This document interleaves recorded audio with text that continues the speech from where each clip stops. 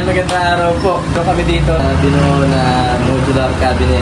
Pero tatlong drawer siya, 1, 2, 3. Tapos gamit natin ay gray. So ito, pakita mo nga yung gray namin. So gamit po namin dito na frame ay black.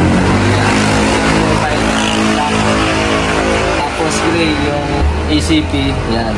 Tatlong pirasong drawer siya. Tapos ginamit natin doon sa side niya, doon sa mga anilong drawer. Itong 1x4 tubular. So 1x4 tubular yung ginamit natin. Pati yung yan. Yan, 1x4 tubular. So ayan. Tapos magandang klase yung ginamit nating yung ano dito, drawer guide. So yan. Kulay black. Yan yung hindi natatanggal. Ayan.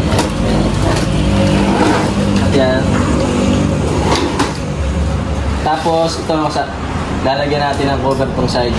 So meron ako dito na mga cladding at puputulan ko siya ngayon ng cover itong side para pati itong likod, yan lahat ng side, pati itong ibabaw para kulong siya. Okay?